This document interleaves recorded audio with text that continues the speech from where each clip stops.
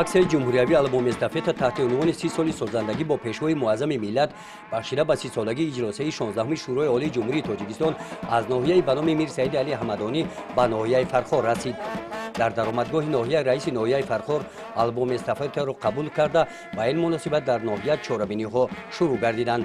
нахуст иштирокдорони аксияи албоми эстафета назди пайкараи асосгузори аввалин давлати тоҷикон Исмоили Сомонӣ акси хотиравӣ гирифтанд. тибқи нақшаи пешбинӣ гардида аксияи ҷумҳуриявӣ албоми эстафета таҳти унвони 30 соли созандагӣ бо пешвои муаззами миллат бо гузашти ифтихорӣ идома ёфт. дар ин гузашт кормандони муассисаҳо ва ташкилотҳо аҳли ҷамоатчигии ноҳия аз майдони марказии ноҳия гузаштанд. гузашти ифтихорӣ дар сатҳи баланди омодагӣ ташкил ва доир карда шуд. ҳамзамон дар чунин муҳит дастаҳои волонтерони назди кумитаи иҷроияи ҳизби халқии демократии тоҷикистон дар ноҳияи Фархор оиди дастовардҳои даврони соҳибистиқлолии тоҷикистон дар даврони 30 соли созандагӣ аз давраи иҷросиyaи 16-уми шӯрои олии тоҷикистон то имрӯз варақаҳои иттилоотии тарғиботӣ тақсим намуданд. аҳамияти таърихии иҷлосияи 16-уми шӯрои олии тоҷикистон дар он аст ки дар ин иҷлосия фарзандони фарзонаи миллат ба ҳам омаданд, миллатро сарҷамъ карданд, истиқлолияти давлатӣ пояҳои моддию маънавии он устувор гашт. комилан имрӯз аз баракати иҷлосия ягонагию ваҳдат ҳукмфармост ва кишвари мо аз кишварҳои амнтарини олам гардидааст. баъди гузашти ифтихории сокинон таваҷҷӯҳи иштирокчиёни аксияи ҷумҳуриявӣ албоми эстафетаро пойгаи велосипедронҳо ба худ ҷалб намуд. дар ин чорабинӣ дастпарварони мактаби варзишии ноҳия фаъолона иштирок намуданд.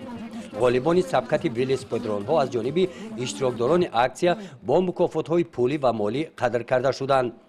дар бахши чорабиниҳои фарҳангӣ бошад иштирокчиёни аксияи ҷумҳуриявӣ аз осорхонаи ноҳияи Фархор дидан карданд. инҷо аз давраи қадим ва то давраи ташкилёбии ноҳияи Фархор моҳи ноябри соли 1930 ва то имрӯз саҳифаҳои таърих гирд оварда шуданд.